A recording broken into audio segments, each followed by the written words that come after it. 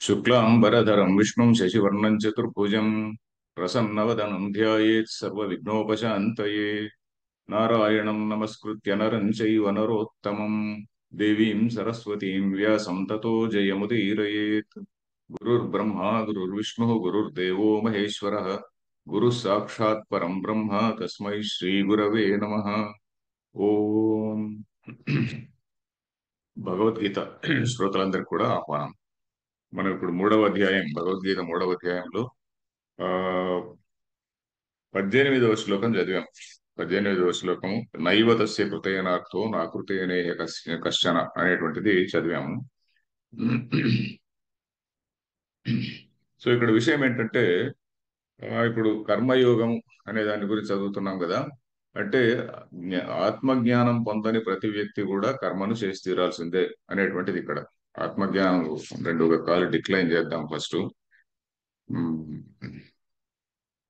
ఆత్మజ్ఞానం పొందని ప్రతి వ్యక్తి కూడా కర్మ చేయాల్సిందే. ఎందుకని? మనం ప్రతి సృష్టిలో ఈ ఓవరాల్ కాస్మిక్ ఆర్డర్ ఎలా ఉన్నది అంటే ప్రతి వ్యక్తి కూడా సమాజంలో వాడికి ఒక కర్తవ్యం అంటూ విధింపబడింది. ప్రతి వ్యక్తికి కూడా సమాజంలో వాడి వాడి గుణాన్ని బట్టి, వాడి వాడి స్థాయిని బట్టి ఒక ఆ, కర్తవ్యం అంటూ విధింపబడింది.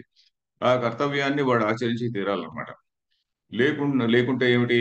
లేకుంటే he is doing some negative contribution to that cosmic order. అది అక్కడ అది ఆ మధు బ్రాహ్మణం ఎగ్జాంపుల్ చెప్పాను. తర్వాత ఈ కాస్మిక్ ఆర్డర్ లో ఏమిటి? ఈశ్వర అది చేసేటప్పుడు కర్మ ఆ విధంగా చేస్తున్నప్పుడు, ఆ విధంగా చేయకపోతే, ఫస్ట్ ఆఫ్ ఆల్ ఆ విధంగా కర్మ చేయకపోతే నీకు కర్మ బంధ కారణం అవుతుంది.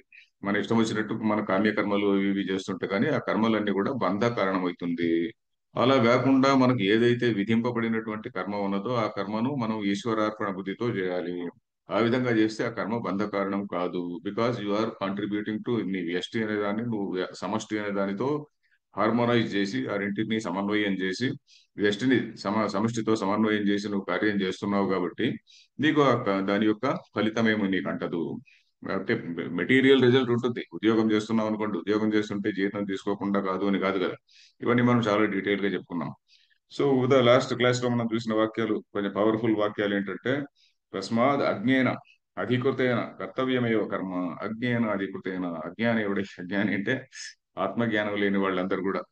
ఆత్మజ్ఞానం లేనివాడు అధికృతుడు అంటే కర్మ చేయడానికి వాడికి హీ హాస్ బీన్ ఆర్డైన్డ్. నువ్వు ఈ పని చేయాలి అని చెప్పి, నువ్వు క్షత్రియుడు నువ్వు ఈ పని చేయాలి, నువ్వు ఫలానా వాడు నువ్వు ఈ పని చేయాలి అని హీఈస్ ఆర్డైన్డ్. అలాంటి వాడు తప్పకుండా చేసి తీరాలి అని చెప్పని అక్కడ ఆ ప్రకరణం, మొత్తం ప్రకరణం యొక్క అర్థం అని చెప్పని చూసాం. సో ఆ విధంగా మనం 17, 18 చూసాం. దానిలో విషయం ఏంటి? 17, 18లో విషయం ఏంటి? మరి ఈ కర్మలు అందరూ చేయాలనా? ఆత్మజ్ఞాని కూడా చేయాలనా అంటే ఆత్మజ్ఞాని చేయాల్సిన పని లేదు. ఒకవేళ అతను చేస్తే చేయొచ్చు, చేయకపోతే అతని పైన అతనికి ఎలాంటి కంపల్షన్ ఏమీ లేదు. ఎస్తు ఎస్తు ఆత్మరతిరేవస్య. తృప్తుడైనటువంటి వాడు ఆత్మన్యేవచ సంతుష్ట. ఆత్మీయందే సంతుష్టి గలవాడు అతనికి చేసి తీరాలి అనేటువంటి కార్యం ఏమీ లేదు. అలాగా కార్యం చేసినా చేయకపోయినా కూడా అతనికి లాభము లేదు, నష్టం లేదు. నైవ తస్య కృతజ్ఞార్థో నా కృతేనేహ కశ్చన. దానికి వేదవాక్యాలు కూడా ఉన్నాయి. ఏమిటి? ఇది మన నా కర్మణ వర్ధతే నోకనీయాన్. అంటే కర్మ వల్ల ఇతనికి గొప్పగా లాభం వచ్చేది లేదు, ఆ కర్మ చేయకుంటే ఇతనికి నష్టమయ్యేది ఏమీ లేదు అని ఇలాంటి వాక్యాలు ఉన్నాయి. సో ఆ విధంగా ఎందుకని? ఇతని బికాస్ ఇతను ఆల్రెడీ తన అహం అనేటువంటిది కంప్లీట్ గా డిజాల్వ్ అయిపోయింది. దేనిలో?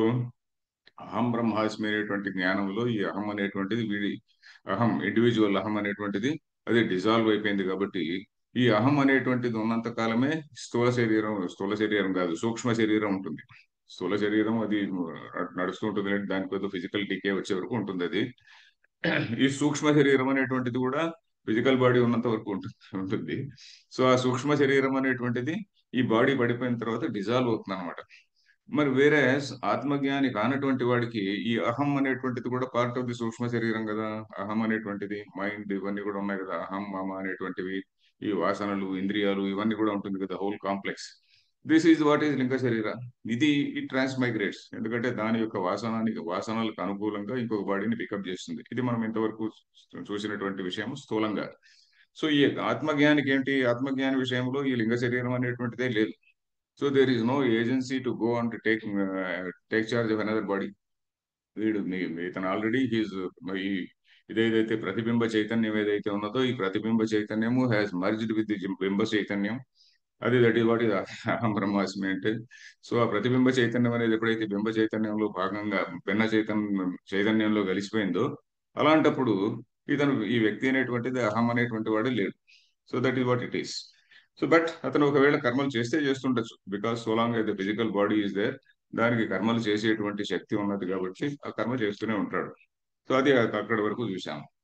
సో ఇక్కడ లాస్ట్ చదివిన వాక్యం ఏంటంటే ప్రయోజన నిమిత్త క్రియాసాధ్య వ్యపాశ్రయ అన్న కశ్చిత్ వ్యపాశ్రయ అనేది చూసాం కదా. ఆయన ఏదో లాభాన్ని అపేక్షించి ఎవరి దగ్గరకో పోవడము ఇలాంటివన్నీ అలాంటి అతని జ్ఞాని విషయంలో అలాంటివి లేనే లేవు అన్నాడు. తర్వాత అక్కడ ఇంకొక వాక్యం ఇప్పుడు చదవాలి. ఈ నెక్స్ట్ వాక్యం ఒకే వాక్యం ఒకటి ఉన్నది. నత్వం ఏతస్మిన్ సర్వతః సంప్లుతోదక స్థానీయే न त्वम् एतस्मिन् सर्वतः सम्प्लुतोदकस्थानीये సమ్యక్ దర్శనే వర్తసే. सम्यक् दर्शने वर्तसे. కృష్ణుడికి ఆ జ్ఞాని విషయం చెప్పాడు. ఇన్ ద కాంటెక్స్ట్ ఆఫ్ అజ్ఞాని ఇది పొజిషన్, ఇది జ్ఞాని యొక్క విషయంలో జ్ఞాని సందర్భంలో ఇది పొజిషన్. తర్వాత నీ సంగతి ఏమిటి అంటే నువ్వు జ్ఞాని కాదు అని క్లియర్ గా శంకరాచార్యులు ఇక్కడ చెప్తున్నాడు. ఎందుకంటే కృష్ణుడి అభిప్రాయాన్ని చెప్తున్నారు. కృష్ణుడి అభిప్రాయం ఏంటంటే అయ్యా నువ్వు జ్ఞాని అనేటువంటి వాడు అలా ఉంటాడు కాబట్టి నువ్వు ఇలా చేయాలి. వాక్యం చూడండి, జ్ఞాని అయిన కృష్ణుడి వాక్యం చూస్తే జ్ఞాని అయినటువంటి వాడు అలా ఉంటాడు కాబట్టి నువ్వు ఇలా చేయాలి అంటే నువ్వు జ్ఞాని కాదు అని అర్థం. దాన్ని శంకరాచార్యులు చెప్తున్నాడు ఏమిటి, నత్వం ఏతస్మిన్, ఏతస్మిన్ అంటే దీని యందు సర్వతః సంప్లుతోదక స్థానీయే సమ్యక్ దర్శనే వర్తసే. ఈ పదం మనకు కొద్ది ముందు వచ్చింది. సర్వతః సంప్లుతోదక స్థానీయుడు అని చెప్పిన ఒకటి వచ్చింది. ఇక్కడ 2వ అధ్యాయంలో వచ్చింది. 2వ అధ్యాయంలో 46వ శ్లోకం. 46వ శ్లోకంలో ఏంటది, యావాన్ అర్థ ఉదపానే సర్వతః సంప్లుతోదకే అని ఒకటి ఉంది చూడండి. యావాన్ అర్థ ఉదపానే సర్వతః సంప్లుతోదకే తావాన్ సర్వేషు వేదేషు బ్రాహ్మణస్య విజానత అని ఒక శ్లోకం చదివాం. అది చాలా గొప్ప శ్లోకం, అప్పుడు చెప్పుకున్నాం. ఏమిటంటే ఇప్పుడు ఒకడు కర్మలు చేస్తూ ఉంటాడు, ఆ కర్మలు చేస్తే కొంచెం ప్రయోజనం వస్తుంది. ఇంకా కొన్ని ఎక్కువ కర్మలు చేస్తాడు, ఇంకా కొంచెం పెద్ద ప్రయోజనం వస్తుంది. ఇంకా కొన్ని ఏదో అశ్వమేధ యాగాలంట, మరొకటి రాజసూయ యాగాలు, మరొకటి ఇంకేదో ఈయన బృహస్పతి యాగము ఇవన్నీ కూడా చేస్తారనుకోండి. వీటన్నిటి వల్ల ఇంకా గొప్ప ఫలం వచ్చింది అనుకోండి. ఈ వచ్చే ఫలం అంతా కూడా ఈ ఆత్మజ్ఞానంలో చిన్న లేశము లాంటిది అని చూసాం అక్కడ. యావాన్ అర్థ ఉదప అనే ఒక చిన్న బావిలో నీళ్లు ఎంత ప్రయోజనం ఉందో, ఆ ఉదప పెద్దగా సర్వత సంప్లుతోదకం అంటే ఎక్కడ చూసినా వాటర్ ఉండేటువంటి ప్లేస్ అంటే సముద్రం అనుకోండి. ఆ సముద్రంలోకి 2 కప్పులు ఒక చెంబుడు నీళ్లు కలిపినా, లేక ఒక నదిలో నీళ్లు కలిసినా, ఇంకా కొన్ని నీళ్లు తీసేసినా, ఏవి చేసినా కూడా సముద్రంలో ఎలాంటి మార్పు లేదో ఈ శుద్ధ చైతన్యం అనేటువంటి ఆ అనంతమైనటువంటి అఖండమైనటువంటి ఆ చైతన్యంలో వీడు ఇతను పొందేటువంటి సుఖాలు అనేటువంటిది it is something which is, ఈ సుఖము అనేటువంటిది కూడా ఈ ఈ ప్రకృతి పరిధిలో ఉండేటువంటిదే. ఈ ప్రకృతి అనేటువంటి దాన్నే మనం టెంటేటివ్ మాయ అంటున్నాం. అస్థి నాస్తి విచికిత్స, ఇది ఉందా లేదా అని చెప్పనే ప్రశ్నలో మనం ఉన్నాం. అలాంటప్పుడు వీడు పొందేటువంటి సుఖము ఆత్మజ్ఞానము అనేటువంటి సుఖములు, ఆత్మానందం అనేటువంటి సుఖములు ఇది లవలేశం కూడా కాదు అనేటువంటిది అక్కడ ఆ శ్లోకం యొక్క తాత్పర్యం. అయ్యా నువ్వు అలాంటి స్థితిలో లేవు అంటున్నాడు. సర్వతః సంప్లుతోదకం, ఎక్కడ చూసినా కూడా it is filled with water, అలాంటి స్థానంలో నువ్వు లేవు అని. నత్వం ఏతస్మిన్ సర్వతః సంప్లుతోదక స్థానీయే, అదేమిటది, సమ్యక్ దర్శనే. ఆ సమ్యక్ దర్శనం అనేటువంటిది సర్వతః సంప్లుతోదక స్థానం. సమ్యక్ దర్శనం అనేటువంటిది ఏంటి, సమ్యక్ అంటే బాగా, సమ్యక్ దర్శనం అంటే సరైనటువంటి ఆత్మజ్ఞానం, కొంచెం అన్షేకబుల్ ఆత్మజ్ఞానం. ఒక నిమిషం వచ్చి ఒక నిమిషం పోయేటువంటిది కాదు, అది ఎప్పుడు కూడా అది ఉండేటువంటిది. అలాంటి ఆత్మజ్ఞానంలో ఉన్నటువంటి వాడైతే నువ్వు కర్మ చేయొచ్చు చేయకపోవచ్చు, but now you have to do అని. అందుకని తస్మాద్ అని, తస్మాద్ అంటే అందువలన, నెక్స్ట్ శ్లోకంలో అంత తస్మాద్ అని వస్తుంది కదా. అందువలన, ఎందువలన, నువ్వు ఆ స్థానంలో లేవు, అందువలన అని. యత ఏవం यत एवं తస్మాద్ అసక్త సతతం तस्मादसक्तः सततं కార్యం కర్మ సమాచర कार्यं कर्म समाचर అసక్తో హ్యాచరన్ కర్మ असक्तो ह्याचरन् कर्म పరమాప్నోతి పూరుష. परमाप्नोति पूरुषः. ఓకే, ఇప్పుడు అర్జునుడి కర్తవ్యం తస్మాత్ అసక్త సతతం కార్యం కర్మ, కార్యం కర్మ అంటే విహిత కర్మ, కార్యం కర్మ సమాచర, అసక్త అసక్త హి అసక్తో హ్యాచరన్ ఉంది కదా, అసక్త హి, హి అంటే యస్మాత్ అని మళ్ళీ తస్మాత్ యస్మాత్ అన్నట్టుగా అసక్త హి ఆచరన్ కర్మ పరం ఆప్నోతి పూరుష. ఇది పద విభాగం. ఏమిటిది? త్వం కార్యం కర్మ సమాచర. నువ్వు నీకు విధించబడినటువంటి కర్మను సమ్యక్ ఆచర. ఆచర, అనేటువంటి ఒక ఉపసర్గ. ఆచర అంటే ఏంటి? బాగా అనుష్ఠించు అని అంతే. నీకు విధింపబడినటువంటి కార్యాన్ని నువ్వు బాగుగా ఆచరించు. ఏ విధంగా? తస్మాత్ అసక్త అంటే కర్మఫలమునందు శక్తి అనేటువంటిది లేకుండా, కర్మఫల ఆసంగం అనేటువంటిది లేకుండా నువ్వు ఆచరించు. ఎందుకంటే హి స్వాత్ అసక్త ఆచరన్ కర్మ, అసక్త మనుష్య కర్మ ఆచరన్, అసక్త పురుష కర్మ ఆచరన్, అసక్తుడైనటువంటి వాడు కర్మ చేస్తున్నటువంటి వాడై పరం ఆప్నోతి. పరం అంటే ఏమిటి? ఆ మోక్షం, సుప్రీం. పరం అనేటువంటిది ఇంగ్లీష్ లో సుప్రీం అని ఉంది చూడండి, సంథింగ్ కాగ్నేట్. పరం ఆప్నోతి, ఆప్నోతి అంటే పొందును అని. సో అసక్త పురుష కర్మ ఆచరన్, అసక్తుడైనటువంటి వ్యక్తి కర్మ ఆచరన్, ఆ విహిత కర్మను ఆచరిస్తున్నటువంటి వాడై పరం ఆప్నోతి. ఇది అన్వయం. శంకరాచార్యులు వారు కూడా దీనికి చిన్న ఇదే వ్యాఖ్య రాశాడు. తస్మాద్ చదువుదాం ఇది. తస్మాద్ అసక్త సంగవర్జిత తస్మాత్ అసక్తః సంగవర్జితః సతతం సర్వదా సతతం సర్వదా కార్యం కర్తవ్యం కార్యం కర్తవ్యం నిత్యం కర్మ సమాచర నిర్వర్తయ. నిత్యం కర్మ సమాచర నిర్వర్తయ. నిత్య కర్మ తప్పకుండా చేసి తీరాలి అంటున్నాడు. ఏమిటిది? అది అర్జునుడి కోరికే కాదు, మనందరికి కూడా. ఎందుకంటే మనం అందరం కూడా అర్జునుడి కంటే గొప్పవాళ్ళం ఏం కాదు కదా. అందుకని మనందరికి కూడా ఇది లెసన్ అన్నమాట. ఏమిటి? తస్మాత్ అందువలన అసక్త సంగవర్జిత. సంగవర్జిత అంటే ఫలమునందు సంగం, ఫలమునందు ఆసక్తి లేనటువంటి వాడై, వర్జిత, మనం వర్జ్యం అనేటువంటి పదం వింటుంటాం కదా, ఆ వర్జ్యం ఇదే సంగవర్జిత అంటే సంగం లేనటువంటి వాడై, సతతం సర్వదా ఎల్లప్పుడు కూడా, కార్యం అంటే కర్తవ్యం కర్మ. ఏమిటది? ఎలాంటి కర్మ? నిత్యం కర్మ. ఈ నిత్య కర్మ అంటే ఏమిటండి? నిత్య కర్మ అంటే కేవలం సంధ్యావందన, దేవతార్చన ఇలాంటివి కాదు. దేవతార్చన ఆ, పంచమహాయజ్ఞాలు అని కూడా ఉన్నాయి కదా, అతిథి యజ్ఞము, దేవ యజ్ఞము ఇట్లాంటివి కూడా ఉన్నాయి, ఇవన్నీ కూడా ఉన్నాయి. వాటితో పాటు ఇంకా కొంచెం అడిషనల్ గా కొన్ని అడిషనల్ కర్మలు కూడా ఉన్నాయి కదా. వాడి యొక్క దీన్ని బట్టి, ఒక స్టేటస్ ని బట్టి ఒకటి ఉంటుంది. స్టేటస్ ఇన్ ది సెన్స్, ఇప్పుడు బ్రాహ్మణుడు అంటే వాడికి అధ్యయనము అధ్యాపనము ఉన్నటువంటి చేసి తీరాలి. అవి విశేష ధర్మాలు అంటారు. సామాన్య ధర్మాలు కొన్ని ఉంటాయి, ద్విజులందరికీ ఉన్నటువంటి సామాన్య ధర్మాలు కొన్ని, విశేష ధర్మాలు. రాజు అనేటువంటి వాడు అవసరమైతే యుద్ధం చేయాలి, ఎప్పుడు యుద్ధం చేస్తుండాలి అని కాదు. అవసరమై ధర్మరక్షణ అనేటువంటిది అతని ఇది. శతాత్ త్రాయతే ఇది క్షత్రియ కదా. సో అతను ఎదుటికి తన ప్రజలకు ఆపద రాకుండా వాళ్ళని రక్షించేటువంటి వాడు క్షత్రియుడు. సో అది ఆ క్షత్రియ ధర్మం అనేటువంటిది ఒకటి ఉన్నది. వీడికి వీడి ధర్మం వేరే ఉన్నది. సో వాడి ధర్మాన్ని బట్టి వాడు తప్పకుండా పనిచేసి తీరాలి. ఇదంతా కూడా నిత్యకర్మ. నిత్యకర్మ అంటే కేవలం సంధ్యావందనం ఇట్లాంటివే కాదు. నిత్యకర్మ అంటే స్వధర్మం అనేది అయితే ఉన్నదో, ఆ విశేష ధర్మాలు ఏవైతే చెప్పారో ఆ విశేష ధర్మాలన్నీ కూడా ఇక్కడ వర్తిస్తాయి. అది కర్మ సమాచర నిర్వర్తయ, దాన్ని బాగా నిర్వర్తించు అని. అసక్తో హి యస్మాత్ సమాచరన్ అసక్తో హి యస్మాత్ సమాచరన్ ఈశ్వరార్థం కర్మ కుర్వన్ ఈశ్వరార్థం కర్మ కుర్వన్ పరం మోక్షం ఆప్నోతి పూరుషః పరం మోక్షం ఆప్నోతి పురుషః తత్వశుద్ధి ద్వారేణ ఇత్యర్థః. సత్వశుద్ధిద్వారేణ ఇత్యర్థః. అసక్త హి, హి అంటే యస్మాత్ అని శంకరాచార్యులు వారి దాన్ని రాశారు. అసక్త అసక్తో హి, హి అంటే యస్మాత్. అసక్త సమాచారం, అసక్తుడైనటువంటి వాడు చేస్తున్నాడు అంటే ఎలాగా, ఎందుకు చేస్తున్నాడు? ఈశ్వరార్పణ బుద్ధిగా చేస్తున్నాడు. ఈశ్వరుడు అంటే ఎవరు? ఈ కాస్మిక్ ఆర్డర్. ఈ కాస్మిక్ ఆర్డర్ ఈ విధంగా ఉన్నది.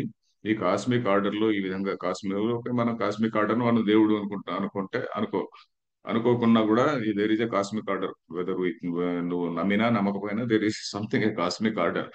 సో ఆ కాస్మిక్ ఆర్డర్ అనే దాన్ని, అది మనమే దాన్ని ఈశ్వరుడు అంటున్నాము. దానికి అర్పణము చేస్తున్నాము అంటే ఏంటి? వ్యష్టిని సమష్టికి అర్పణము చేస్తున్నాము. ఈశ్వర అర్పణ బుద్ధి, అదే మనం రోజు చెప్పుకునేటువంటిది అదేనండి. కాయేన వాచ మనసేంద్రియర్వ బుద్ధ్యాత్మన వా ప్రకృతే స్వభావాత్ కరోమి యద్యత్ సకలం పరస్మై నారాయణాయ ఇది సమర్పయామి అని చెప్పుకుని రోజు చెప్పుకుంటాం కదా. అవన్నీ కూడా ఇదే. మనకు తెలియకుండానే చాలా మట్టుకు నేను ఇదేంటి కర్మయోగం చేస్తున్నామా అని మనం రోజు చెప్పుకుంటూనే ఉన్నాం. నిజంగా చేస్తున్నామా లేదా అది వేరే మాట, కానీ పొద్దున్నే లేస్తూనే చెప్పుకుంటున్నాం. నేను నేను చేస్తున్న ప్రతి పని కూడా ఈశ్వరార్పణ బుద్ధితో చేస్తున్నాను అని.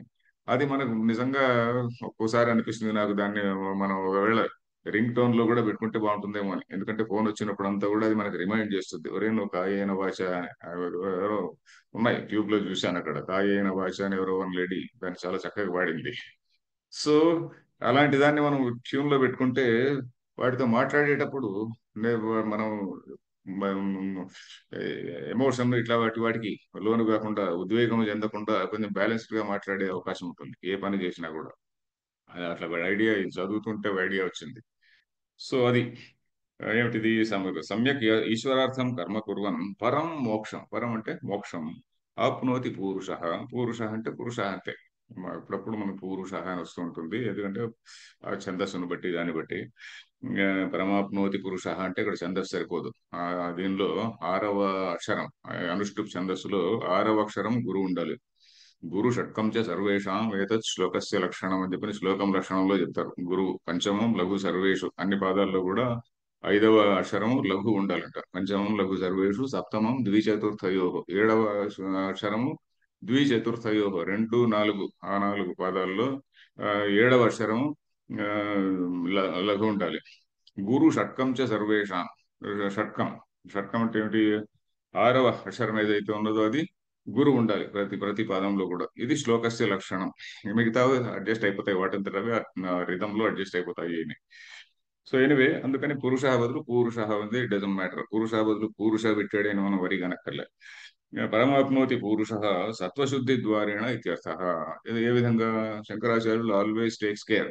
అయ్యా నువ్వు కర్మ ద్వారానే నీ మోక్షం వస్తుంది అని ఈ శ్లోకాన్ని అవుట్ ఆఫ్ కాంటెక్స్ట్ ఎవరైనా కోట్ చేశారనుకోండి, చూసావా అసక్త సతతం అని చెప్పారు అనుకుంటుంది, నువ్వు చేస్తేనే చాలు నీకు మోక్షం వస్తుంది అన్నారు కదా, ఇంకా మరి జ్ఞానం ఎందుకయ్యా, శ్రవణం ఎందుకు, మననం ఎందుకు అని ఎవడన్నా అనొచ్చు అని ఈయన మాటి మాటికి మనకు గుర్తు చేస్తుంటాడు.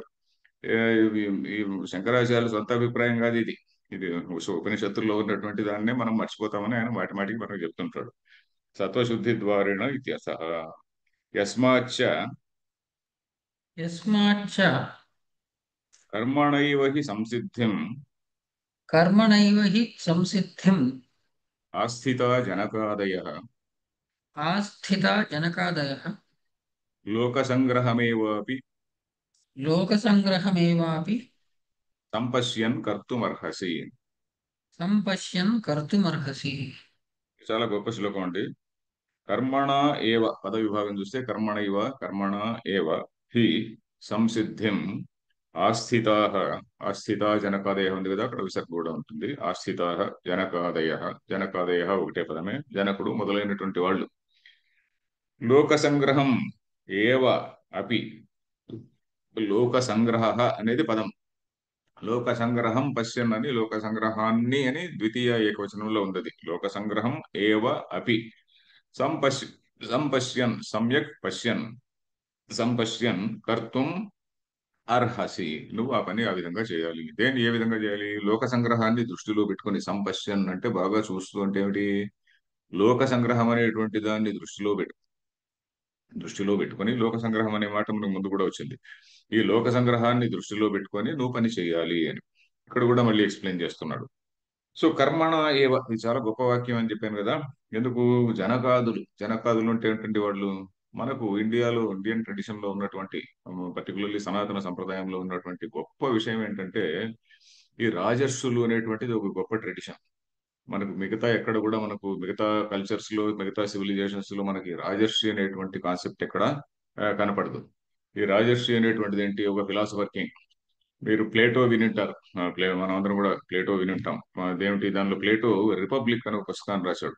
One of the one of the best, ఆయన రాసినటువంటి బెస్ట్ పుస్తకం అది ఏంటంటారు, వన్ ఆఫ్ ది క్లాసిక్స్ అది యాక్చువల్లీ. ఆ ప్లేటోలో, ఆ ప్లేటో కాదు, రిపబ్లిక్ పుస్తకంలో ఆ ప్లే ఇతని యొక్క ఐడియల్ ఏమిటి, ప్లేటో యొక్క చెప్పినటువంటి ఐడియల్ ఏంటంటే ఈ రాజ్యం చేసేటువంటి వాడు ఎవరైతే ఉన్నాడో వాడు he should be a philosopher అని. సో ఫిలాసఫర్ కింగ్ అనేటువంటి కాన్సెప్ట్ ను ఆయన ప్లేటో అక్కడ రిపబ్లిక్ అనే పుస్తకంలో చెప్తాడు అనమాట. అది వాళ్ళ వెస్టర్న్ సొసైటీలో చాలా చాలా రేర్ గా మనం చూస్తాం, ఎక్కడో చూస్తాం. కింగ్ సాలమన్, ఆయన వైస్ మ్యాన్ అని చూస్తాం. అలాగే హిస్టరీలో చూస్తే కింగ్ సాలమన్ కూడా హిస్టారికల్ పర్సనే. అలాగా మార్కస్ ఆరీలియస్ అని ఒక ఆయన ఉన్నాడు. ద మెడిటేషన్స్ ఆఫ్ మార్కస్ ఆరీలియస్ అని ఒక పుస్తకం ఉంది. ఆ మార్కస్ ఆరీలియస్ అనేటువంటి వాడు ఒక రోమన్ కింగ్. ఆ మార్కస్ ఆరీలియస్ చూస్తే ఎగ్జాక్ట్లీ కర్మయోగం ఉందండి అందులో. భగవద్గీత తర్వాత వచ్చినవి అవన్నీ. కాబట్టి మనం ఏదో మార్కస్ ఆరీలియస్ నుంచి భగవద్గీత తెచ్చింది అని క్వశ్చన్ కాదు, ఎందుకంటే ఇవన్నీ కూడా ఉపనిషత్తుల కాలం నుంచి వచ్చిన ఐడియాస్ ఇవన్నీ. సో ఈ మార్కస్ ఆరీలియస్ అనేటువంటి వాడు మెడిటేషన్స్ ఆఫ్ మార్కస్ ఆరీలియస్ అనే బుక్ ఉంది, అది కూడా మనం చూడొచ్చు. సో వాటిలో అతను ఇస్ ఎ ఫిలాసఫర్ కింగ్. అలాంటి వాళ్ళు చాలా చాలా రేర్ గా కనిపిస్తారు.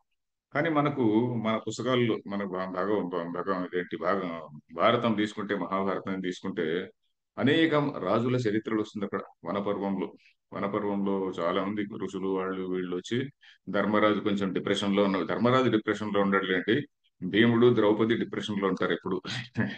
వీడి వల్ల మనం ఇక్కడ వచ్చి అడవిలో కష్టపడుతున్నాము కానీ వాళ్ళు డిప్రెషన్ లో ఉంటారు, అప్పుడప్పుడు రివోల్ట్ కూడా అవుతుంటారు. అలాంటప్పుడు సరిగ్గా ఎవరో వ్యాస మహర్షో నారదుడో ఇంకొక ఋషో ఎవరో వచ్చి వాళ్ళకు కొంచెం ఏదో, అయ్యా నువ్వేంటి కష్టాలు, నీ కష్టాలు ఏమి లెక్కలోనే లేవు, వాళ్ళు చూసినావా, వాళ్ళు సత్య హరిశ్చంద్రుడు, మొన్ననే ఏదో సినిమా వచ్చింది, అది సత్య హరిశ్చంద్రుడు చూసినావా, ఆయన పడిన కష్టాల ముందు నీ కష్టాలు ఎంత, ఏమీ లేదు అంటాడు. నువ్వు నీ చుట్టూ నీ తమ్ములు ఉన్నారు, ఎంతమంది మనుషులు ఉన్నారు, నీకు ఎంత అటెండెంట్స్ ఉన్నారు, అడవిలో బాగా జంతువుల్ని బాగా వేటాడుతున్నారు, అంతా బాగానే ఉంది కదా, మీకేం కష్టం అంటారు. సో వాళ్ళు పడిన కష్టాలలో నువ్వు పడింది చాలా చాలా ఇన్సిగ్నిఫికెంట్ అని. సో అప్పుడు వీళ్ళకు కొంచెం అట్లా ద్రౌపది భీముడు కొద్దిగా శాంతిస్తారు. సో అక్కడ వనపర్వం చాలా ఇంట్రెస్టింగ్ ఉంటుందండి ఆ భారతంలో. సో ఎనివే, ఈ మనకు ఇండియన్ ట్రెడిషన్ లో మనకు ఉన్నటువంటిది ఏంటంటే ఈ రాజర్షి అనేటువంటి కాన్సెప్ట్ మనం 4వ అధ్యాయం ప్రారంభంలో కూడా చూడబోతున్నాం. 4వ అధ్యాయంలో ఉమ్, ఆ, రాజర్షయ విదుహు అని చెప్పిన ఒక శ్లోకం వస్తుంది ప్రారంభంలోనే. సో ఆ విధంగా ఈ రాజర్షి అనేటువంటి very very very unique concept. Though Plato ఎప్పుడో రాశాడు అనుకోండి, 3rd century BC I think Plato. But మనకు భాగవతం ఇవన్నీ కూడా మనకు అంతకు ముందే ఉన్నటువంటి గ్రంథాలు. సో కర్మణ ఏవ హి సంసిద్ధిం ఆస్థిత జనకాదయ. జనకాదులు కర్మ ఉన్నా కూడా అని, కర్మ వల్లనే అని కాదు, కర్మణ ఏవ అంటే అర్థమే వస్తుందండి, కర్మణ అనేది తృతీయ కదా, కర్మ వల్ల అని, కర్మ వల్లనే మోక్షాన్ని పొందినారు అని కాదు అర్థం ఇక్కడ. కర్మ ఉన్నా కూడా అని, ఇన్ స్పైట్ ఆఫ్ కర్మ, వాడికి ఏదో ఏదో సంథింగ్ సమ్ వాడు ఏదో కాలో చెయ్యో బాగలేకపోయినా కూడా రేస్ లో ఫస్ట్ వచ్చాడు అన్నట్టుగా, కాలో చెయ్యో కొద్దిగా వాడికి స్ప్రెయిన్ అయినప్పటికీ కూడా ఇది చూస్తుంటాం కదా, స్ప్రెయిన్ స్పోర్ట్స్ మన్ వాడికి కాలు బాగలేకపోయినా కూడా ఈయన బాగా బ్యాటింగ్ చేశాడు అంటాం ఆ విధంగా. సో కర్మణ ఏవ అంటే కర్మ ఉన్నప్పటికీ కూడా, కర్మ ఉండి కూడా సంసిద్ధి ఆస్థితాః జనకాదయ. సంసిద్ధి అంటే ఏమిటి, మోక్షాన్ని పొందారు జనకుడు మొదలైన వాళ్ళు. ఒకవేళ మీకేమన్నా వాళ్ళ గురించి, వాళ్ళ జ్ఞానుల అజ్ఞానుల ఇట్లాంటి డౌట్లన్నీ ఉంటే అవన్నీ డిస్కస్ చేయబోతున్నాడు. లోక సంగ్రహమే వాపి సంపశ్యన్, కనీసం లోక సంగ్రహం, ఈ లోకం సరి అయినటువంటి ఆర్డర్ లో ఉండాలి, సోషల్ ఆర్డర్ అనేటువంటి దాన్నైనా నువ్వు దృష్టిలో పెట్టుకొని, preserving the society, preserving our culture, ఇట్లా దాన్నైనా దృష్టిలో పెట్టుకొని నువ్వు పని చేస్తుండాలి అని ఇక్కడ విషయం. శంకరాచార్యులు ఇది చూస్తాం, భాష్యం చూద్దాం. కర్మణ ఏవ कर्मणा एव హి యస్మాత్ हि यस्मात् క్షత్రియా విద్వాంసః पूर्वे क्षत्रिया विद्वांसः సంసిద్ధిం మోక్షం గంతుం ఆస్థితాః ప్రవృత్తాః संसिद्धिं मोक्षं गन्तुम् आस्थिताः प्रवृत्ताः జనకాదయో జనక అశ్వపతి ప్రభృతయః. जनकादयो जनक अश्वपति प्रभृतयः. ఓకే, కర్మణ ఏవ, కర్మతో కూడా, కర్మ ఉండి కూడా అని, కర్మతో కూడా, హి యస్మాత్ ఎందుకంటున్నాడు పైన, అసక్తో హి ఆచరణ కర్మ పరమాప్నోతి అంటున్నాడు కదా, మోక్షాన్ని పొందుతాడు ఎందుకంటే, కర్మణ ఏవ దానికి ఉదాహరణలు ఇస్తున్నాడు. దానికి ఏం వాట్ ఆర్ ది ఎగ్జాంపుల్స్ అని అడగచ్చు కదా. అందుకని కర్మణ ఏమిటి, కర్మణ ఏవ యస్మాత్ పూర్వే క్షత్రియ విద్వాంస. పూర్వే క్షత్రియ అంటే ప్రాచీన కాలంలోని క్షత్రియ రాజు ఉన్నారు కదా, వాళ్ళందరూ కూడా విద్వాంసులు. విద్వాంసులు అంటే ఏమిటి, విద్వాన్ అంటే వేదం, మన వేదంలో మనం మామూలుగా విద్వాన్ అని వస్తూ ఉంటుంది అప్పుడప్పుడు. విద్వాన్ అంటే ఆత్మజ్ఞానం కలిగినటువంటి వాడు అని అక్కడ. విత్ అంటే తెలుసుకోవడం కదా, విద్వాన్ అంటే ఆ జ్ఞానం కలిగినటువంటి వాడు అని అంతే, ఇంకేం లే. విద్వాంస, విద్వాంస అనేది ప్లూరల్ అంతే. విద్వాంస సంసిద్ధిం మోక్షం గంతుం ఆస్థితాః ప్రవృత్తాః. ఆ మోక్షాన్ని పొందడానికి ఆస్థితాః, వాళ్ళు ఆ విధంగా ఆ మార్గంలో ఉండినారు. మోక్షం గంతుం ఆస్థితాః అంటే మోక్షాన్ని పొందే మార్గంలో వాళ్ళు ఉన్నారు అని. ప్రవృత్తాః జనకాదయ, ఎవరు జనకుడు మొదలైనటువంటి వాళ్ళు అంటే ఎవరు? జనకుడు, అశ్వపతి, ప్రభృతయ అన్నాడు. ఇంకా మనకు కామెంటరీస్ లో మధుసూదన కామెంటరీ, నీలకంఠ కామెంటరీ, ఇట్లా వాటిలో ఇంకా కొన్ని పేర్లు యాడ్ చేశారు. ఇంకా మనం చరిత్రలో కూడా చూస్తే ఆ, మనకు రాముడు వీళ్ళందరూ కూడా, ధర్మరాజు కావచ్చు, Dharmaraju himself is one such. So అలాంటి వాళ్ళు చాలా మంది రాజర్షులు ఉన్నారు. అంతకుముందు మనకు భారతంలో చెప్పేటువంటి వీళ్ళు హరిశ్చంద్రుడు ఇట్లాంటి రాజులు ఇంకా ఉన్నారు. మాంధాత అని చెప్పని కృతయుగంలో ఒక రాజు ఉన్నాడంట, one of the greatest Kings. మనం ఆ పేరు కూడా వినలేదు. మాంధాత చ మహీపతి కృతయుగాలంకార భూత అని చెప్పని ఒక శ్లోకం ఉన్నది. తర్వాత ఇట్లాంటి వాళ్ళందరూ రాజులు ఉన్నారు.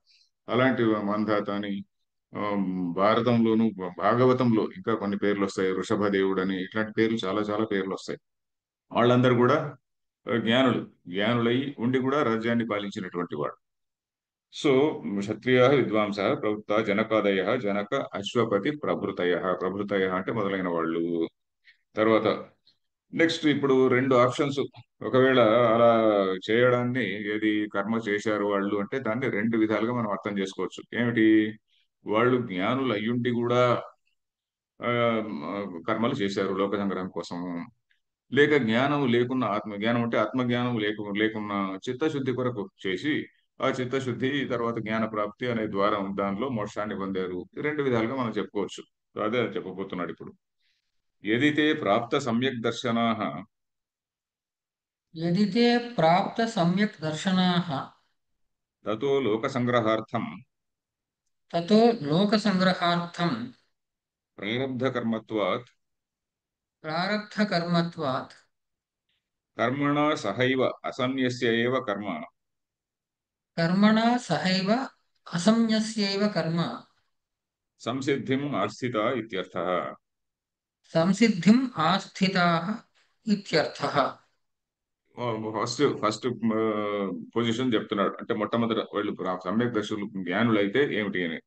ఏదైతే ప్రాప్త సమ్యక్ దర్శన అంటే సమ్యక్ దర్శనం ప్రాప్తించిన వాళ్ళు అని. ప్రాప్త సమ్యక్ దర్శన అంటే సమ్యక్ దర్శనాన్ని ప్రాప్తించినటువంటి వాళ్ళు అయితే, లోక సంగ్రహార్థం, లోక సంగ్రహం కోసం. అంటే ఇప్పుడు ఇందాక విన్నాం కదా, సమాజాన్ని ఒక సరైన సోషల్ ఆర్డర్ ను సరిగా ఉంచడానికి, లోకానికి మార్గదర్శకంగా ఉండడానికి, లోకాన్నంతటి కూడా మంచి మార్గంలో ప్రవర్తింపజేయడానికి. ఇప్పుడు మనం రామాయణం ఇవన్నీ ఎందుకు చదువుతామండి? రామాయణం ఇవన్నీ వాటన్నిటిని కూడా, ఓహో రాముడు అంటే ఇంత గొప్ప క్యారెక్టర్, రాముని యొక్క రాముని గుణాలని మనం రామాయణంలో ప్రారంభంలోనే మొదటి ఆ, దీనిలో ఉంది, సర్గలో ఉన్నది, మొట్టమొదటి సర్గ. ఆ తర్వాత మళ్ళీ రెండు మూడు చోట్ల ఉంటుంది. ముఖ్యంగా ఉమ్, ఆ, అయోధ్యాకాండ బిగినింగ్ లో మొట్టమొదటి రెండు సర్గల్లో ఉంది. రాముడి గుణాలన్నీ కూడా వర్ణిస్తారనమాట. వాటన్నిటికి కూడా వ్యాఖ్యానాలు చూస్తే ఎంత గొప్ప క్వాలిటీస్. ఎందుకంటే వ్యాఖ్యానం లేకుండా సింపుల్ గా చదివితే ఏదో అడ్జెక్టివ్స్ అట్లా కనిపిస్తుంది. ఆ ఓకే, ఏదో సంథింగ్ మెసేజ్ లేండి మధ్యలో. కర్మ మనకి ఇవన్నీ కూడా ఉంటాయి కదా, ఏంటివి వాట్సాప్లు ఇవన్నీ కూడా. ఎనివే, ప్రాప్త సమ్యక్ దర్శన మిస్ అయినాం చూడండి. ప్రారంధ కర్మవశాత్ వాళ్ళు రాముడి జ్ఞానం గుణాల పొందిన. గురించి చెప్తున్నా సార్, రాముడి లక్షణాల ఏమండి? గురించి, రాముడి ఏది? గుణాల గురించి చెప్తున్నా. రాముడి గుణాల గురించి. సో దాని వ్యాఖ్యానం చూస్తే ఎంత గొప్ప ఇవన్నీ తెలుస్తుంది. లేకుంటే ఆ ఊరికే అడ్జెక్టివ్స్ లాగా, సింపుల్ అడ్జెక్టివ్స్ లాగా అనిపిస్తుంటుంది అనమాట. సో ఈ ప్రాప్త సమ్యక్ దర్శనంలో అయినప్పుడు తతో లోక సంగ్రహార్థం ప్రారబ్ధ కర్మత్వాత్. ఎందుకంటే అతను రాజవంశంలో పుట్టాడు కాబట్టి. ప్రారబ్ధ కర్మ అంటే ఏమిటి? ఆయన పూర్వం చేసినటువంటి ప్లస్ ఆరబ్ధ. ప్రారబ్ధం అంటే నెగటివ్ కానటేషన్ కాదండి. ప్రారబ్ధం అంటే అబ్బా వాడి ప్రారబ్ధం అండి అంటారు. ప్రారబ్ధం అంటే అది ఇట్స్ నాట్ నెగటివ్. ప్రారబ్ధ కర్మ పుణ్యకర్మ కూడా ఉండొచ్చు, పాపకర్మ కూడా ఉండొచ్చు. సో ప్లస్ ఆరబ్ధ అంతే. బాగా ఆరంభించబడినటువంటి అంటే కర్మ ఫలాన్ని ఇవ్వడానికి ఆరంభించినటువంటి కర్మ, అది ఏదైతే ఉన్నదో అది. సో ఈ జీవితాన్ని ఇవ్వడానికి, ఈ జన్మని ఇవ్వడానికి ఒక కొంత some group of karmas have come together give to give this జన్మ అనుకోండి. సో ఈ జన్మను ఆ, ఈ జన్మలో బాడీ కొన్నాళ్ళు ఉంటుంది. జ్ఞాని అయినప్పటికీ కూడా జ్ఞానులకు కూడా అప్పుడప్పుడు కష్టాలు వస్తుంటాయి, జ్ఞానులకు కూడా రోగాలు వస్తుంటాయి, వాళ్ళకు కూడా ఏదో ఎయిల్మెంట్స్ ఇట్లాంటివన్నీ ఉండొచ్చు. సో అది ఫిజికల్ ఎయిల్మెంట్స్. మెంటల్ ఎయిల్మెంట్స్ ఉండవు. మెంటల్ ఎయిల్మెంట్స్ ఉంటే అతను జ్ఞానిగాడు కదా, మెంటల్ గా తీసుకోడు ఆయన. ఈ శరీరానికి ఏదో వచ్చింది అనుకుంటుంటాడు.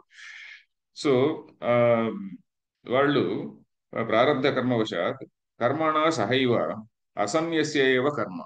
కర్మ కర్మణ కర్మణా సహ అంటే ఎలాగ అర్థం చేసుకోవాలి? అసన్యస్య ఏవ. ఇప్పుడు అర్జునుడి ముందు ఉన్నటువంటి ఇదేంటి డౌట్? నేను కర్మ సన్యాసం చేయవచ్చు అనుకుంటున్నాడు ఆయన. అలా కర్మ సన్యాసం చేయని అవసరం లేదయ్యా. ఒకవేళ జ్ఞాని అయినా జ్ఞాని కాకపోయినా నువ్వు వాళ్ళని చూసి నేర్చుకోని అంటున్నాడు. అది గివింగ్ సమ్ నోబుల్ ఎగ్జాంపుల్స్. అసన్యసే ఏవ కర్మ. కర్మను సన్యాసించకనే కర్మణా సహైవ. కర్మ అంటే ఏంటి ఇక్కడ? స్వధర్మాచరణం. కర్మ అంటే ఎప్పుడు కూడా మనం గుర్తుపెట్టుకోవాల్సింది స్వధర్మాచరణం. ఏదో యజ్ఞాలు యాగాలని అనుకోకూడదు. ఏదో మాటి మాటికి కర్మ అంటున్నాడు ఏంటిది అనుకోకూడదు. కర్మ అంటే ఒక స్వధర్మాచరణం. సహైవ అసన్యసేవ కర్మ సంసిద్ధిం ఆస్థిత ఇత్యర్థ. సంసిద్ధిం అంటే ఏంటి? మోక్షాన్ని. ఆస్థిత అంటే పొందారు అని అర్థము. Next line. అథ అప్రాప్త సమ్యక్ దర్శన జనకాదయ అప్రాప్త సమ్యగ్దర్శనాः జనకాదయः తదా కర్మణ సత్వశుద్ధి సాధన భూతేన తదా కర్మణ సత్వసంశుద్ధి సాధనభూతేన క్రమేణ సంసిద్ధిం ఆస్థితాః క్రమేణ సంసిద్ధిం ఆస్థితాः ఇది వ్యాఖ్యేయః శ్లోకః. इति व्याख्येयः श्लोकः. ఇది వ్యాఖ్యేయ శ్లోక అంటే ఈ శ్లోకం ఈ విధంగా వ్యాఖ్యానించాలి అని. ఈ విధంగా దీన్ని వ్యాఖ్యానించబడాలి. ఏమిటి? మొట్టమొదటి ఆప్షన్ చెప్పాడు, వాడు జ్ఞానవంతులైతే ఈ విధంగా చేయాలి. ఒకవేళ జ్ఞానులు కాకుంటే ఏమిటి అని. అథ ఎదితే ఏంటి? అథ అప్రాప్త సమ్యక్ దర్శన జనకాదయ. ఈ జనకాదులందరూ కూడా ఉన్నారు కదా, వాళ్ళందరూ కూడా అప్రాప్త సమ్యక్ దర్శన అంటే సమ్యక్ దర్శనం పొందని వాళ్ళైతే వాళ్ళు మరి ఎందుకు గాని చేశారు? తదా కర్మణ కర్మ ద్వారా సత్వశుద్ధి సాధన భూతేన. సత్వశుద్ధి సాధన భూతం కర్మ. అది కర్మ అనేటువంటిది ఏంటి? సత్వశుద్ధిని పొందడానికి అది సాధన. అది ఒక మార్గం అన్నమాట. సత్వశుద్ధిని పొందడానికి ఒక సాధనం. అలాంటి కర్మతో, సత్వశుద్ధికి కారణమైనటువంటి కర్మతో అని. సత్వశుద్ధి కారణభూతైన కర్మన. సత్వశుద్ధి అంటే అంతఃకరణ శుద్ధికి కారణమైనటువంటి కర్మతో క్రమేణ సంసిద్ధి. క్రమేణ అనేది ముఖ్యం చూడండి. క్రమేణ దానివల్లనే వచ్చింది అని చెప్పడం లేదు. క్రమేణ క్రమముక్తి అంటాం చూడండి. క్రమముక్తి అంటే ఏంటి? ఈయన ఫస్ట్ మా కర్మయోగము, కర్మయోగం తర్వాత మళ్ళీ ఆత్మ సంయమము అవన్నీ చేస్తాడు. తర్వాత మనస్సును కంట్రోల్లో పెట్టుకోవడానికి ధ్యాన యోగం చేస్తాడు. దాని తర్వాత భక్తి ఇట్లాంటివన్నీ ఆచరిస్తాడు. ఇవన్నీ కూడా రకరకాలైనటువంటి లెవెల్స్ ఉన్నాయి కదా. కొందరికి ఈ లెవెల్స్ అన్ని అవసరమవుతాయి, కొంతమందికి ఈ లెవెల్స్ అవసరం లేకుండానే శ్రవణం వల్లే నేరుగా వెళ్ళిపోవచ్చు. ఇప్పుడు కర్మయోగం ద్వారానే నేను మళ్ళీ కర్మయోగం అయిన తర్వాత నేను ధ్యానం చేయాలన్నా, నేను మళ్ళీ ఇంకేదో చేయాలన్నా అక్కర్లే. ఆ శ్రవణము మననం చేస్తుంటే ఆటోమేటిక్ గా అవి కూడా రావచ్చు. ఎందుకంటే శ్రవణంతో దీంతో కర్మయోగంతో పాటే నేరుగా మనం శ్రవణం చేయకూడదు అని రూల్ ఏం లేదు. ఎందుకంటే ఇవన్నీ కూడా ఆ, చేస్తూనే ఉండొచ్చు. కర్మయోగం చేస్తూ శ్రవణ మననాదులు కూడా చేస్తుండొచ్చు. That is what we are all doing. అది.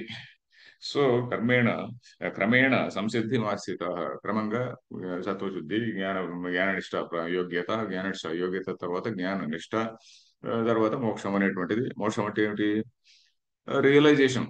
ఆత్మ అహం బ్రహ్మాస్మి అనేటువంటి రియలైజేషన్. రియలైజేషన్ వచ్చిన తర్వాత వీడికి ఉన్నటువంటి ఆ లిమిటెడ్ పర్సనాలిటీ అంతా వెళ్ళిపోతుంది కదండి. అది దట్ ఈస్ వాట్ ఈస్ మోక్షం. Getting liberated from all the narrow ideas. అంతే. ఆ narrow ideas about one self, దాని నుంచి లిబరేట్ కావడమే లిబరేషన్, అంతే. సో ఆ సంసిద్ధి మార్స్థిత ఇది వ్యాఖ్యేయ శ్లోక. ఇంకా లేకుంటే ఇంకొక ఆప్షన్, ఇంకొక విధంగా కూడా చెప్తున్నాడు. పోతే వాళ్ళు ఏదో చేశారులే, జనకుడు వాళ్ళందరూ కూడా ఆత్మజ్ఞానం ఉన్నా లేకపోయినా ఏదో చేశారు, మరి నేనెందుకు చేయాలి, అందరూ ఎందుకు చేయాలి అని ఒకవేళ నీకు డౌట్ రావచ్చు అని.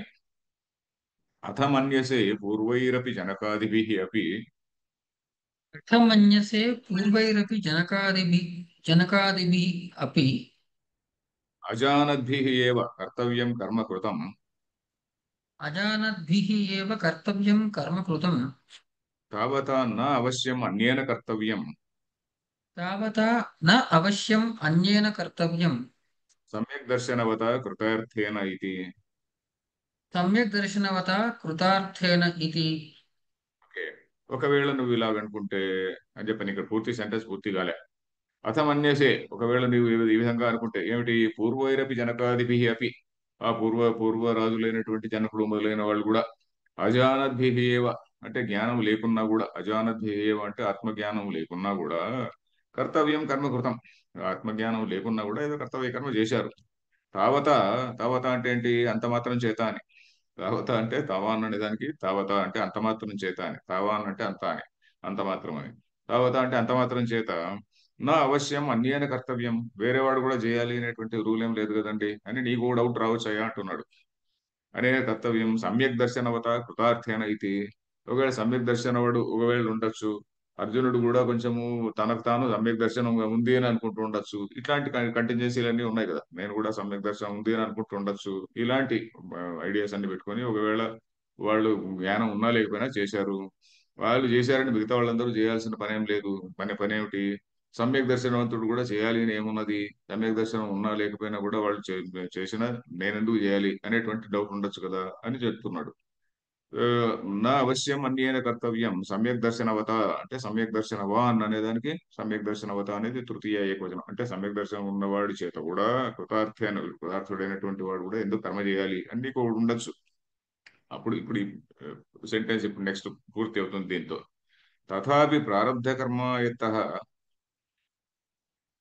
कापि प्रारब्धकर्मायत्तः త్వం లోక సంగ్రహం ఏవ అపి त्वं लोकसङ्ग्रहम् एव अपि లోకస్య ఉన్మార్గ ప్రవృత్తి నివారణం లోక సంగ్రహః लोकस्य उन्मार्गप्रवृत्तिनिवारणं लोकसङ्ग्रहः తమేవాపి ప్రయోజనం సంపశ్యన్ కర్తుమర్హసి.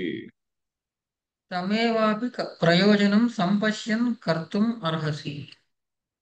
ఇది రెండవ లైన్ కి శ్లోకంలో ఉన్నటువంటి రెండవ లైన్ కి ఇది ఇదన్నమాట వ్యాఖ్య. తథాపి అయినప్పటికీ కూడా ఒకవేళ నువ్వు నేనెందుకు చేయాలి అని అనుకున్నప్పటికీ కూడా ప్రారబ్ధ కర్మాయత్త ఈ ప్రారబ్ధ కర్మకు అధీనములో ఉన్నటువంటి నీవు ప్రారబ్ధ కర్మాయత్త త్వం. ఎందుకంటే ప్రారబ్ధ కర్మాయత్త అని ఎందుకంటున్నాడు అయ్యా నువ్వు క్షత్రియుడుగా ఉన్నావా నువ్వు క్షత్రియుడుగా ఉన్నావు కాబట్టి నీకు సన్యాసానికి అర్హత లేదు అని. ఇక్కడ వ్యాఖ్యానంలో ముఖ్యంగా మధుసూదన సరస్వతి నీలకంఠ వ్యాఖ్యానం ఒకటి ఉన్నది. వాళ్ళు కొన్ని స్పెషల్ పాయింట్స్ రాశారనమాట. ఏంటంటే ఆ మనం చెప్పుకున్నాం కదా చత్వారు ఆశ్రమ బ్రాహ్మణస్య త్రయ రాజన్యస్య ఇట్లాంటివన్నీ ఉన్నాయి. అంటే 4 ఆశ్రమాలు కూడా బ్రాహ్మణుడికి 4 ఆశ్రమాలు ఉన్నాయి. అంటే ఆశ్రమాలు అంటే ఏంటి బ్రహ్మచర్యము గృహస్థ తర్వాత వానప్రస్థము సన్యాసం అని. రాజుకు 3 ఆశ్రమాలు, వైశ్యుడికి 2 ఆశ్రమాలు, ఇంకా శూద్రుడు అనేటువంటి వాడికి 1 ఆశ్రమం. అతనికి అనాశ్రమి అన్నారు. అతనికి ఇట్లాంటి రెస్ట్రిక్షన్స్ ఏమీ లేదు. ఎందుకంటే నలుగురికి ఈ పై ముగ్గురిని కూడా అతను ఏదో సర్వింగ్ చేస్తుంటాడు కదా. లాబొరేటరీలో ఉంటాడు, హోటల్లో ఉంటాడు, మరొక చోట ఉంటాడు, ఇంకో చోట ఉంటాడు, డ్రైవింగ్ లో ఉంటాడు, మరొక చోట ఇవన్నీ ఉంటాడు కదా. అలాంటి వాడికి ఈ నియమాలన్నీ పొద్దున లేచి నువ్వు సంధ్యావందనం చెయ్యి అవన్నీ చేయంటే నియమాలు ఉండవు కదా. అందుకని ఆయన అనాశ్రమి అన్నారు. సో ఎనివే ఈ లోక నీవు ప్రారంధ కర్మ అయితే అంటే ఏంటి నువ్వు క్షత్రియుడు అనేటువంటి కుటుంబంలో ఉన్నావు కాబట్టి యూ హ్యావ్ టు డూ కర్మ. నీకు వివిధిషా సన్యాసానికి కూడా నీకు అర్హత లేదు. వివిధిషా సన్యాసం అంటే ఏంటి జ్ఞానం కోసం తీసుకునేటువంటి సన్యాసాన్ని వివిధిషా సన్యాసం అంటున్నాం కదా. అలాంటి దానికి కూడా నీకు అర్హత లేదయా అని. ఇంకొక నీలకంఠ వ్యాఖ్యలో ఇంకొక ఆయన దాన్ని ఇంకొక చోట ఇంకొక దాన్ని కోట్ చేశాడు. ఎందుకంటే మన స్మృతి గ్రంథాలు అనేకులు రాసినటువంటివి కదండి. ఇప్పుడు భగవంతుడు చెప్పినవి చాలా తక్కువే ఉన్నాయి. నేరుగా దేవుడి నోటి నుంచి వచ్చినటువంటిది అంటే కృష్ణుడు చెప్పినాడు అంటే భగవద్గీత. ఉపనిషత్తులు ఇవన్నీ కూడా ఋషులు మరి దర్శించినటువంటి విషయాలు, ఆ సత్యాలు కొన్ని.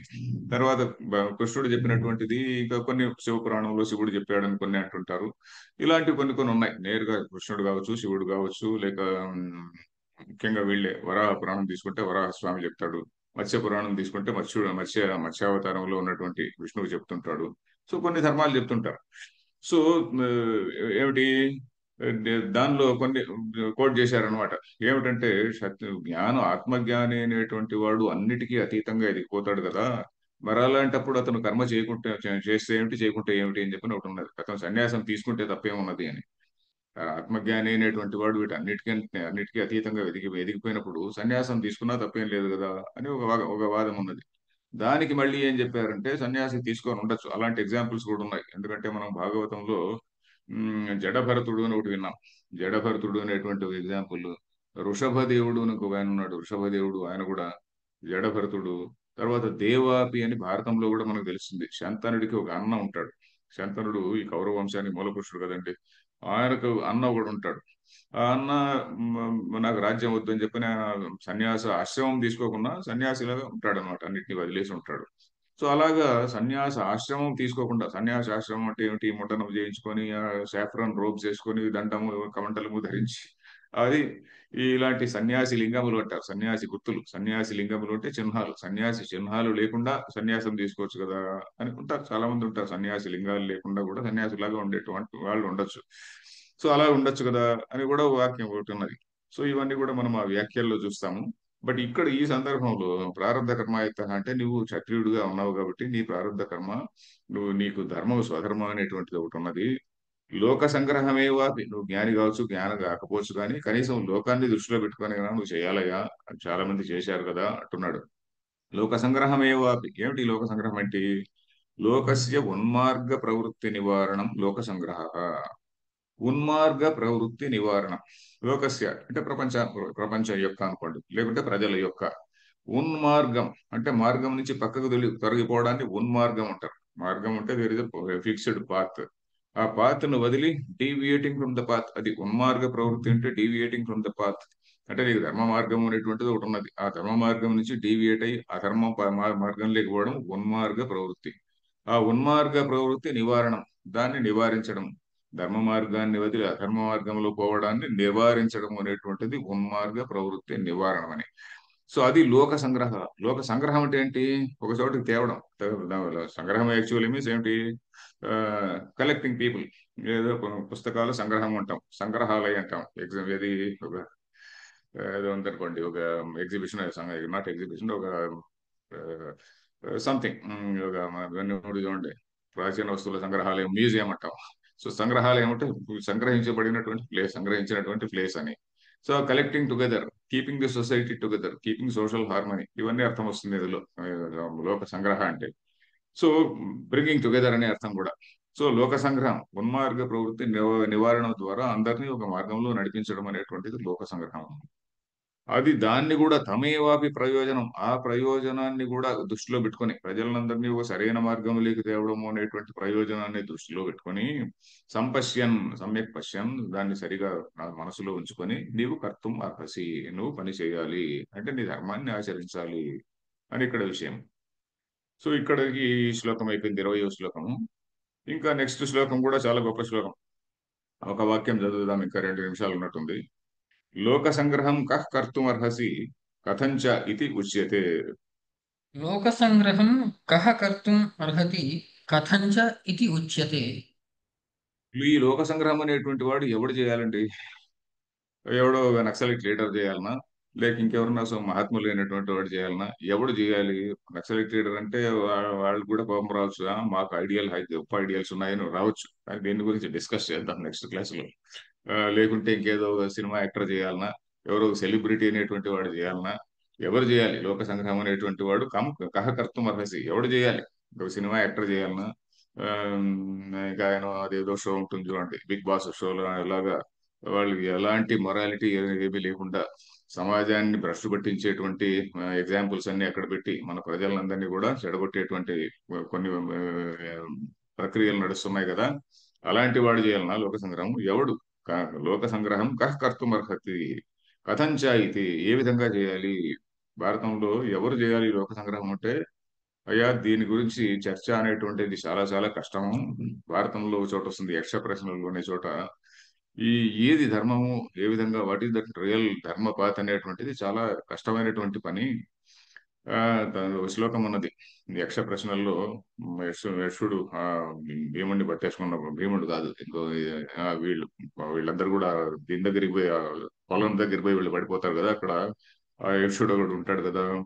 వీళ్ళందరూ అరే నీళ్లు తాగొద్దు అంటాడు, నీళ్లు తాగితే నువ్వు కూడా నీ బ్రదర్స్ లాగా చనిపోతావు. సరే నా ప్రశ్నలకు సమాధానం చెప్తే ఆ, నీ అందరినీ బతికిస్తాను అని. సరే అప్పుడు అవి యక్ష ప్రశ్నలు. సో దానిలో ధర్మం అంటే ఏమిటి అంటే అక్కడ వస్తుంది, తర్క ప్రతిష్ట, తర్కోపతిష్ట శృతయో విభిన్న నైకోరుషర్యస్య మతం ప్రమాణం ధర్మస్య తత్వం నిహితం గుహాయాం మహాజనో ఏన గతస్య పంథా అన్నారు. తర్క ప్రతిష్ట, ఇది ధర్మము అని చెప్పి నువ్వు ఆర్గ్యూ చేయడానికి మొదలు పెడితే దానికి అపోనెంట్ గా ఇంకెన్నెన్నో వస్తాయి. తర్క అప్రతిష్ట అంటే ఏంటి? దానిలో ఒక ఫైనాలిటీ లేదు. అప్రతిష్ట అంటే ఒక ఫైనల్ పొజిషన్ అట్టు. ఎందుకంటే నువ్వు ఏదో ఈ రోజు ధర్మం అనుకున్నది రేపు పొద్దునే ధర్మం కాదు, ఇంకొక కాంటెక్స్ట్ లో ధర్మం కాదు, ఇంకొక ప్లేస్ లో ధర్మం కాదు. తర్క అప్రతిష్ట. శృతయ విభిన్నా. ఈ శృతులు కూడా రకరకాలుగా ఉన్నాయి. ఎందుకంటే పర్టికులర్లీ మీ స్మృతులు ఇలాంటివి రాసినటువంటి వాళ్ళు రకరకాలైనటువంటి ఋషులు కదండి. ఒక ఋషి ఒక విధంగా చెప్పింటాడు, ఇంకో ఋషి ఇంకో ఒకటి చెప్పింటాడు. నైకో ఋషి యస్య మతం ప్రమాణం నా ఏకః ఋషి యస్య మతం ప్రమాణం. అంటే ఏదో ఈ ఋషి యొక్క మతమే, ఈయన యొక్క అభిప్రాయమే ప్రమాణము అని చెప్పేటువంటిది ఒకే ఒక సింగిల్ మ్యాన్ అంటూ లేడు. దో వ్యాస మహర్షి అనేటువంటి వాడు towering above all the people ఉన్నప్పటికీ కూడా మళ్ళీ దాన్ని కూడా విమర్శించేటువంటి పరిస్థితులు రావచ్చు. నైకో ఋషి మతం ప్రమాణం. ధర్మస్య తత్వం నిహితం గుహాయాం. ధర్మము యొక్క స్వరూపం ఎక్కడున్నదిరా అంటే నిహితం గుహాయాం, నీ అంతరాత్మలోనే ఉంది అన్నాడు. నీ conscience tell you what is ధర్మ అండ్ వాట్ ఈస్ ధర్మ. మనం రోజు సంధ్యావందనంలో చెప్పుకునేటువంటి కూడా మాది కూడా అంతే. ధియో ధర్మాది గోచర ప్రేరయేత్ తస్య యద్వర్గ అని చెప్పుకుంటాం కదా. మన మనసులోనే, మన హృదయంలోనే ధర్మం ఏంటి అధర్మం ఏంటి అనేటువంటి ప్రతి వాడికి తెలుసు. దొంగకి తెలుసు, చీట్ చేసేవాడికి తెలుసు, ప్రతి ఒడికి తెలుసు, తెలిసి చేస్తుంటాడు అంతే. సో ధర్మస్య తత్వం నిహితం గుహాయాం మహాజనో ఏన గతస్స పంథా అన్నాడు. మహాజనులు, గొప్ప వ్యక్తులు అనేటువంటి వాళ్ళు, మహాత్ములు సంచరించినటువంటి మార్గం అది మనం ఆచరించాలి అని చెప్పారు. సో ఈ లోక సంగ్రహం అనేటువంటి వాడు ఎవడు చేయాలరా అంటే ఆ గొప్ప వాళ్ళైనటువంటి వాళ్ళు చేయాలి. సో ఇక్కడ కృష్ణుడు కూడా ఇంప్లై చేస్తున్నటువంటిది ఏంటంటే, అయ్యా నువ్వు కూడా గొప్ప వాళ్ళ కేటగిరీలో ఉన్నావు అని. మనం మొట్టమొదటిలో బిగినింగ్ లోనే మనం చూసాం శంకరాచార్య భాష్యంలోనే, గుణాధికై గృహీత అనుష్ఠీయమానశ్చ ధర్మ ప్రచయం గమిష్యతి అని ఒక వాక్యాన్ని చూసాం. గుణాధికై గృహీత అంటే ఈ భగవద్గీతలో చెప్పినటువంటి విషయాన్ని ఎవడో రోడ్లో పోయే వాళ్ళందరికీ చెప్పుకుంటూ వచ్చామనుకోండి, పెద్ద ప్రయోజనం ఏం లేదు. వాడు ఇట్లా వింటాడు, ఇలా వెళ్ళిపోతూ ఉంటుంది. కానీ మంచి వాళ్ళు విని దాన్ని సరిగా అర్థం చేసుకొని దాన్ని ఇంప్లిమెంట్ చేశారనుకోండి, 10 మందికి మేలు చేయగలుగుతారు వాళ్ళు. మహాజనై గుణాధికై గృహీత అనుష్ఠీయమాన. ఆ గుణాధికులైనటువంటి వాళ్ళు, సమాజంలో సద్గుణములు ఉన్నటువంటి వాళ్ళు దీన్ని గ్రహించి 10 మందికి చెప్తుంటే దాన్ని ఆచరించుస్తుండ అనుష్ఠీయమాన. వాడు అనుష్ఠించుతుంటే అప్పుడు సధర్మ ప్రచయం గమిష్యతి. ఓ ఆయన ఇలా చేశాడు, ఈయన ఇలా చేశాడు, మనం కూడా అలా చేయాలి అని చెప్పని 10 మంది మంచి మార్గంలో ఉంటారు అని చెప్పని వస్తుంది. సో ఆ విధంగా యా నువ్వు కూడా మంచివాడే, నువ్వు కూడా you are qualified to do that అని ఆయన కొద్దిగా కాంప్లిమెంట్ చేస్తున్నాడు. ఎందుకంటే ఆయన కాంప్లిమెంట్ చేయాలి కదా ఇప్పుడు. అందుకని నెక్స్ట్ శ్లోకం ఉంది, ఇది కూడా చాలా మంచి శ్లోకం, వచ్చే క్లాస్ లో చూద్దాం. ఓం పూర్ణమద పూర్ణమిదం పూర్ణాత్ పూర్ణముదచ్యతే పూర్ణస్య పూర్ణమాదాయ పూర్ణమేవ అవశిష్యతే. ఓం శాంతి శాంతి శాంతి. ధన్యవాదాలు ఆచార్య. ధన్యవాదాలు.